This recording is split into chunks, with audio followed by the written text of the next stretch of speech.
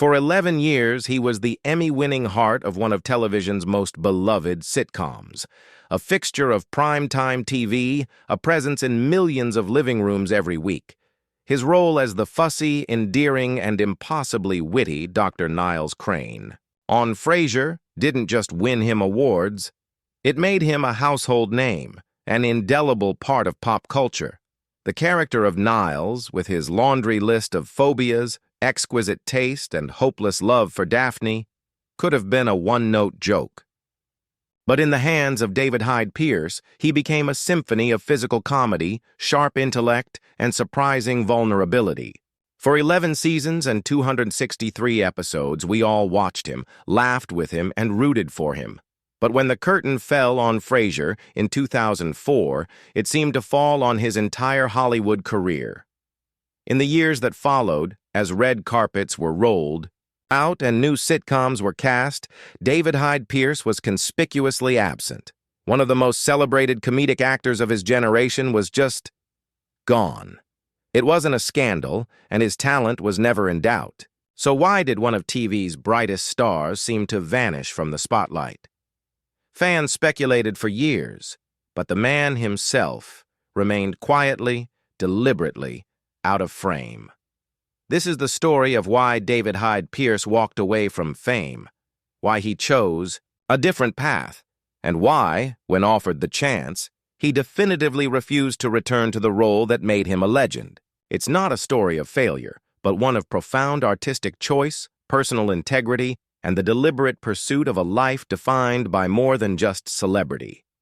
Before he was the impeccably tailored Dr. Niles Crane, David Pierce was a young man from Saratoga Springs, New York, whose first passions were music and theater. He was a talented organist, a skill that points to a life of discipline and classical structure, a world away from the chaos of Hollywood.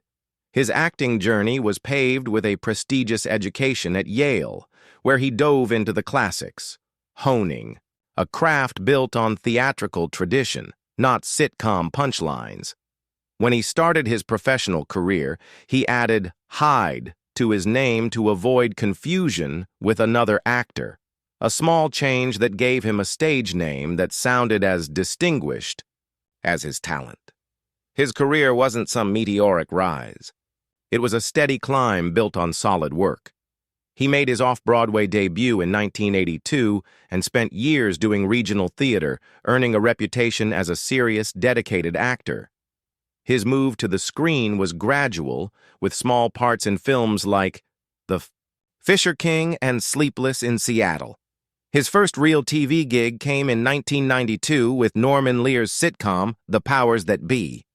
In it, Pierce played a congressman who, looking back, feels like a total prototype for Niles, a refined guy comically out of place in his own world. The show didn't last, but it put him on the map. Then came the casting call that changed everything. The producers of a new Cheers spin-off were looking for an actor to play Frasier Crane's brother. The story is now Hollywood legend. A casting director saw David Hyde Pierce's headshot and was floored by how much he looked like a young Kelsey Grammer, the thin frame, the expressive eyes, the intellectual vibe. It was all there. When Pierce came in to read, his talent sealed the deal. He hadn't just found a role. The role had found him. A classically trained theater actor was about to step onto the biggest stage imaginable, a primetime sitcom. What happened next was pure magic. The character of Niles was brilliantly written, a pompous yet insecure psychiatrist forever in his older brother's shadow. But David Hyde Pierce gave him a soul. It was all in the details. The surgical way he'd wipe down a chair at a coffee shop, the subtle flare of his nostrils at a bad smell, the high-pitched yelp of panic at the sight of a germ. His physical comedy was a masterclass. That famous scene where Niles tries to iron his pants and sets the apartment on fire? It's a silent movie routine in a modern sitcom, a sequence of escalating chaos performed with balletic precision. The chemistry with the cast was electric, especially with Kelsey Grammer. Their scenes were a masterclass in verbal sparring, the Crane brothers, with their Ivy League degrees and love of sherry, were two sides of the same Freudian coin, competitive, supportive, and endlessly critical of each other. Yet beneath all the intellectual jabs, Pierce layered in a deep, wounded affection. And then there was Daphne. For 7 seasons, Niles' secret, all-consuming crush on his father's live-in caregiver and physical therapist was the show's romantic heart. Pierce played this longing not for cheap laughs, but with heartbreaking sincerity. Those lovelorn gazes, the stammering confessions, the fainting spells in her presence, they were both hilarious and incredibly touching. He turned what could have been a creepy obsession into one of TV's greatest love stories. While Frasier's name was on the door, many fans felt Niles was the show's true core. Hollywood agreed. The awards were relentless. For his work as Niles, David Hyde Pierce was nominated for an Emmy for Outstanding Supporting Actor for 11 straight years, every single season of the show. He won 4 times. By the time Frasier took its final bow in 2004, he wasn't just a star. He was a TV icon. He had reached the absolute peak of his profession, and from that incredible height, he prepared to walk away from it all. The Frasier finale in May 2004 was a genuine cultural event. After 11 seasons, the beloved characters were signing off, and around 25 million viewers tuned in to say goodbye. For the stars, the future seemed wide open. Kelsey Grammer was a Hollywood institution, Jane Leeves and Perry Gilpin were in-demand talents, and David Hyde Pierce, with a shelf full of Emmys, stood at a crossroads. The typical move would be to leverage that fame into another sitcom or a string of movie roles. The offers were definitely there, but he didn't take that path. In fact, he turned and walked in the complete opposite direction. His first big move, after Frasier, wasn't to a film set, but to a Broadway stage. In 2005, he starred as Sir Robin in the original Broadway cast of Spamalot. To the outside world, it seemed like a strange choice. Why trade the global reach and huge paychecks of television for the grind of 8 shows a week in New York? For Pierce, it wasn't a step down. It was a homecoming. He started in the theater, and he was finally going back. This decision was the beginning of his vanishing act from the mainstream. Theater is, by its nature, a more insulated world. Its audience is smaller, more local. A hit Broadway show is a huge success, but its cultural footprint isn't the same as a top-rated sitcom. By choosing the stage, Pierce was choosing to step out of the daily lives of the public. He wasn't a weekly visitor in their living rooms anymore. Seeing him perform now required a ticket and a trip to New York. He hadn't stopped working. He had just changed his address. But in the entertainment world, if you're not on screen, you might as well be invisible. Spamalot was followed by one acclaimed stage performance after another. He won a Tony Award in 2007 for his role in the musical Curtains. He followed that with Tony-nominated runs in the play, Vanya and Sonia and Masha and Spike, and the blockbuster revival of Hello, Dolly, alongside Bette Midler. His work was celebrated, cementing his reputation as one of the great stage actors of his generation. This wasn't just a temporary break between TV gigs, it was a fundamental career change. He even stepped behind the curtain, directing the 2015 Broadway musical It Should Have Been You, written by his husband, Brian Hargrove. Each new play, each new musical, took him further from the Hollywood machine. He was building a second, equally impressive career, but it was one that was largely invisible to the millions who only knew him as Niles. He was consciously drifting away from the coast of celebrity toward the harbor of artistic fulfillment. So why did he do it? It wasn't a disappearance. It was a relocation. He didn't fall from grace. He walked away from it deliberately for a few key reasons that say everything about who he is as an artist and a man. Being the star of a beloved sitcom is a double-edged sword. It brings fame and fortune, but it can also be a creative prison. After 11 years, David Hyde Pierce had explored every possible angle of Dr. Niles Crane. He'd perfected the neuroses and had ridden the character's arc to a deeply satisfying end. The idea of playing that part again, or a version of it, just wasn't interesting. Kelsey Grammer put it simply. David basically decided he wasn't really interested in repeating the performance of Niles. It's not that he didn't love the character. He's always said how important that time was. But because it was so special, he felt a responsibility not to tarnish it by endlessly repeating it. It's not like I said, "Oh, I don't ever want to do that again." I loved every moment, Pierce explained.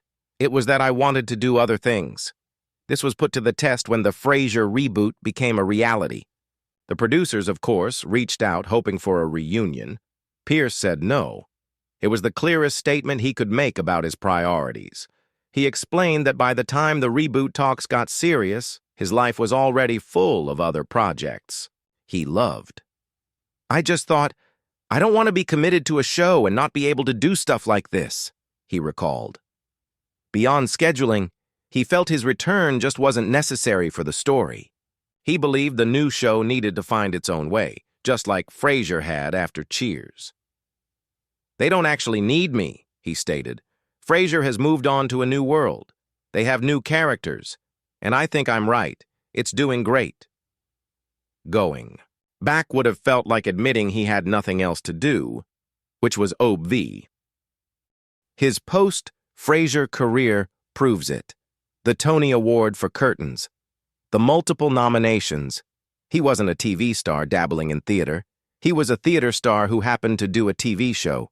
He embraced it all, from directing his husband's musical to starring in Stephen Sondheim's final work, Here We Are, in 2023. As of April 2025, he's set to star in a reimagined Broadway production of The Pirates of Penzance. This isn't the resume of someone who vanished. It's the resume of someone working at the absolute peak of his chosen profession. He traded the massive, passive audience of television for the intimate, active audience of a Broadway house. He didn't disappear. You just had to know where to look. The final piece of the puzzle is Pierce's own personality and his deep need for a private life, something nearly impossible to maintain in the Hollywood glare. His fame on Frasier coincided with a complicated time. As a gay man in the 90s, the pressure of network television was immense. He later said, "We were smack in the middle of the AIDS crisis, and being gay, being out, being not out were questions that I didn't have to answer in New York, because in theater, no one cared." When he did publicly confirm his sexuality, he did it in the most David Hyde Pierce way imaginable. No splashy magazine cover, no tearful interview. In 2007, while accepting his Tony Award, he simply thanked his partner in life and in love, Brian Hargrove. It was quiet, dignified, and perfect. He and Hargrove married in 2008, just days before Proposition 8 temporarily banned same-sex marriage in California. This desire for privacy also fueled a different kind of public work: advocacy. Pierce is a tireless advocate for Alzheimer's research, a cause that is intensely personal. His grandfather battled the disease, and his own father suffered from dementia. He saw firsthand the immense strain it put on his family. This isn't just a celebrity, lending their name to a cause. This is a son and grandson who has lived through the devastation. He has testified before Congress and serves as a passionate spokesperson for the cause, doing work that happens far away from the entertainment news cycle. By stepping away from Hollywood, Pierce reclaimed his own story.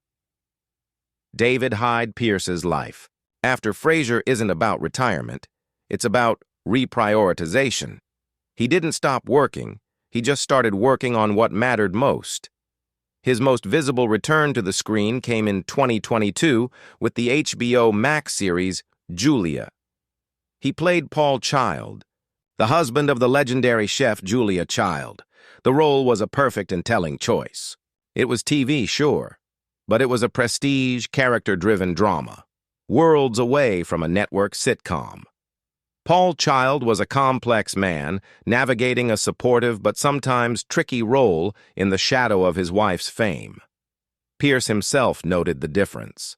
"I think of Niles as a person who lived in spite of his body, and Paul is a man who lives completely in his body."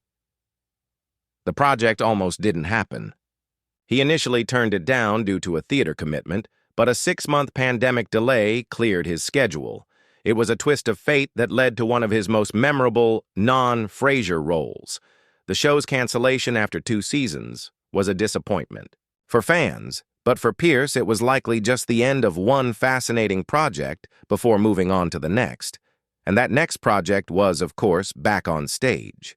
He starred in Here We Are, the final musical from the legendary Stephen Sondheim, and is now returning to Broadway in The Pirates of Penzance. This continuous high-level theater work is the real core of his professional life. He isn't a TV actor who does plays. He's a theater actor who, when the part is just right, occasionally does television. Alongside it all, his advocacy work remains a constant. He regularly hosts and speaks at fundraisers, using his platform to educate people about the realities of dementia and the importance of supporting caregivers. He speaks with an urgency that comes from personal experience, fighting the stigma that so often comes with the disease. The life he leads today is a masterclass in using celebrity as a tool rather than being used by it. So why did David Hyde Pierce vanish from the spotlight? The simple truth is he didn't. He just redefined what the spotlight meant to him. He consciously traded the blinding glare of Hollywood for the warm, focused glow of the Broadway stage. He stepped away from a world that wanted him to be Niles Crane forever and stepped into one that allowed him to be an actor, a director, a husband, and an advocate. His career after Frasier isn't a story of retreat, but of purpose. He honored the legacy of Niles by refusing to repeat it. He returned to his first love, the theater, and built a second Tony-winning career. He protected his personal life, sharing it on his own quiet terms, and he channeled his energy into fighting for a cause rooted in his own family's pain and love. David Hyde Pierce didn't disappear. He just chose a different stage, a different audience, and a different definition of success. He showed us that a career doesn't have to be a relentless climb up a single mountain. It can be a journey through a beautiful landscape, with paths chosen for their joy, not just their visibility. He is that rare artist who reached the pinnacle of fame and had the wisdom to ask, "What's next?" and to answer that question entirely on his own terms. What's your favorite Niles Crane moment? The fire, the tango, a classic fainting spell? Let us know in the comments below. And if you enjoyed this story, don't forget to like this video and subscribe for more deep dives into Hollywood's most fascinating figures. Thanks for watching.